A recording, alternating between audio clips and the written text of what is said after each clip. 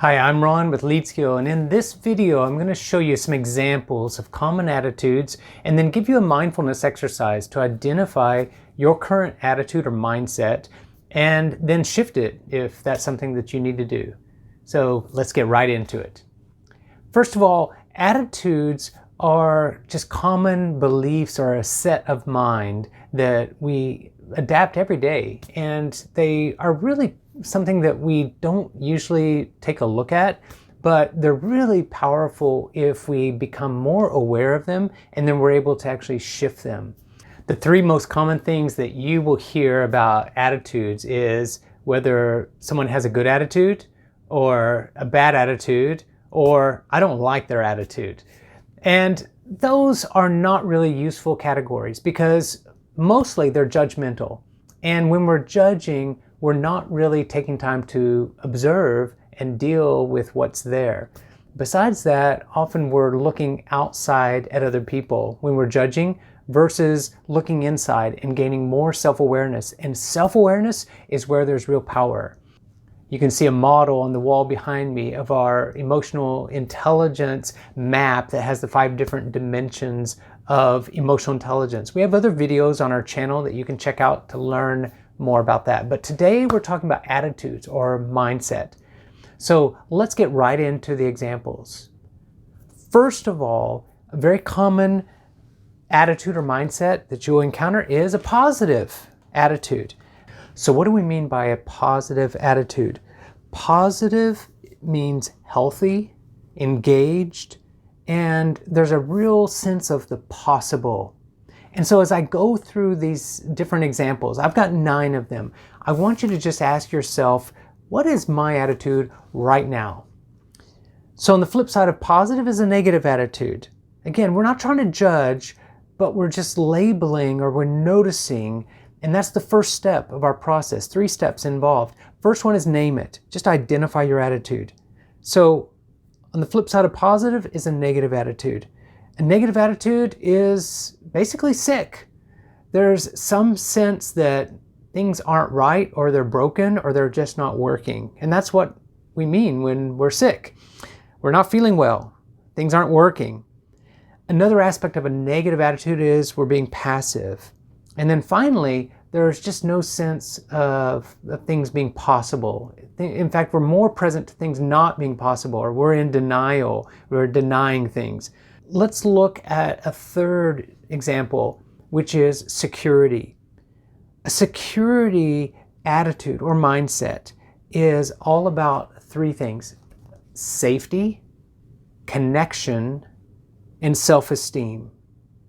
If you've got the basic level of a good self-worth, you feel connected to other people, you've got a place, and if you feel safe, then you're pretty secure. And I would put security as kind of the home base, the place that you can return to, especially if you find that your attitude is off balance or it's not where you want it to be. The question to ask yourself is, am I really secure? Am I feeling secure? Am I experiencing security? A fourth attitude to look at is a proactive attitude or mindset. Now, this was introduced by Stephen Covey, really made popular in a best-selling book back in the 90s called The 7 Habits of Highly Effective People. And Stephen Covey talked about being proactive as not just taking initiative, but it's also being at choice and being able to choose to be responsible, that you take responsibility, and not saying that you're to blame for things, but you just say, I'm going to be the responsible person here. I'm going to choose responsibility and do what needs to be done. That is behind a proactive attitude or mindset. And the flip side of that is a reactive mindset or attitude. When you're reactive, I call that default mode. And you're really more at the effect of things in the environment or things happening around you. When you're in a reactive mindset or attitude, you often point the finger at other things, other people, other situations, circumstances, and say, that's why I am the way I am. That's why I'm feeling the way I am. So we look outward at the environment. And finally, a reactive mindset or attitude is really filled with reasons, and we're justifying ourselves. As we're going through these, I want you to keep looking and asking yourself, what is my current attitude? So one place to come from is to have a grateful attitude. When you're grateful, you're thankful for what is. You're appreciative. And you also take time to affirm, I'm going to show gratitude. I'm going to let myself experience gratitude. I'm going to look for things to be grateful for.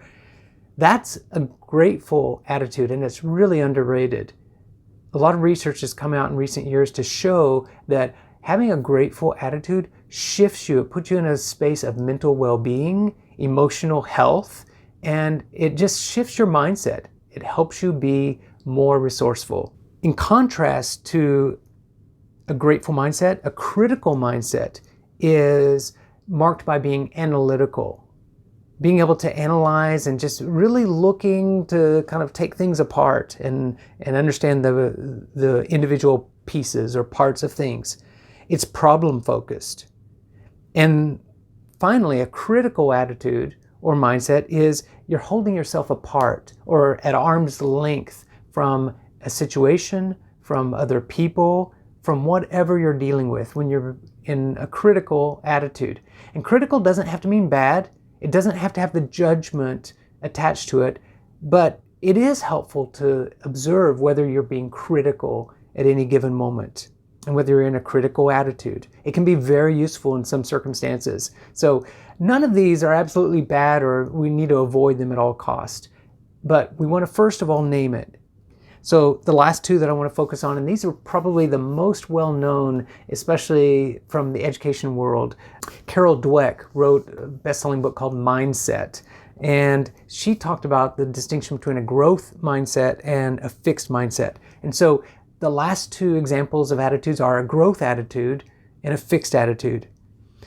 And in just very brief terms, a growth attitude or mindset is all about learning.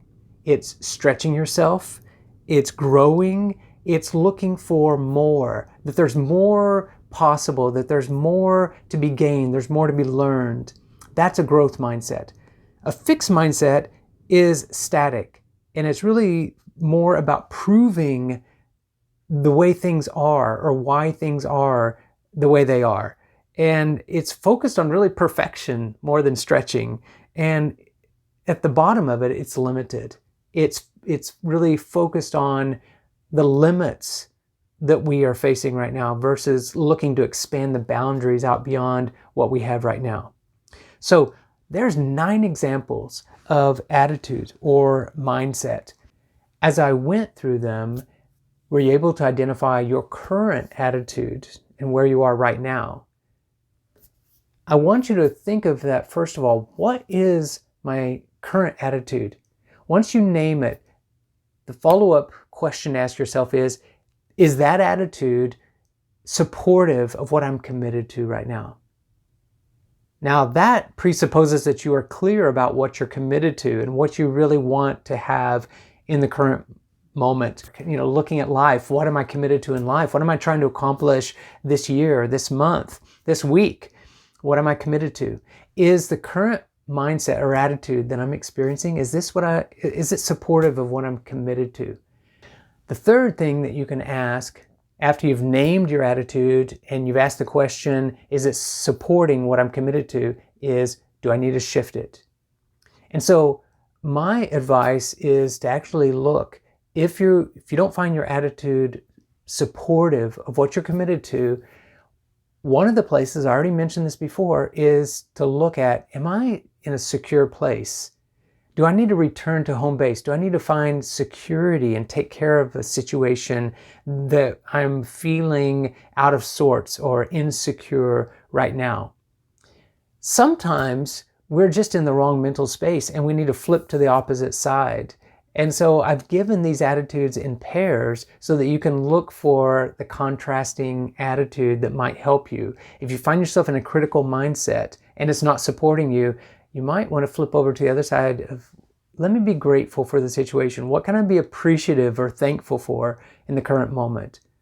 Or another example, if you find yourself right now in a negative attitude, what would be the positive side? What is possible here? Because I'm just kind of in a funk, I'm in a negative space.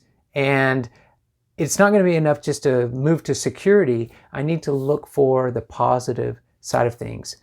If you're in a fixed mindset, what would a growth mindset, how would that look? And you might want to get Carol Dweck's book, A Mindset. It's a classic, and I think you'd find some really good perspectives in that.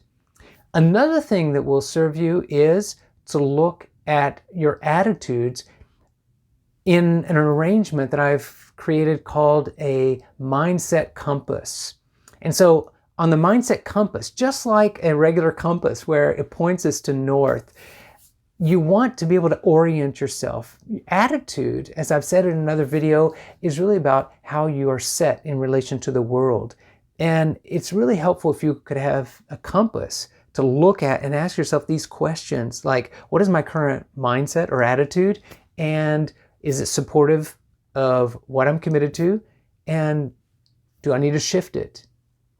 The Mindset Compass lets us do that. You can get a copy of it at my web store. I've got a link to that in the show notes down below, and so check those out. At LeadSkill, we're helping leaders grow their emotional intelligence and bring their teams along in the journey. And so I invite you to subscribe to our channel, check out some of the other videos that we've got here, and here's to a better attitude or mindset in what you are trying to accomplish in life. Let me hear from you in the comments down below and how this video has helped you. Thanks, and we'll see you in the next video.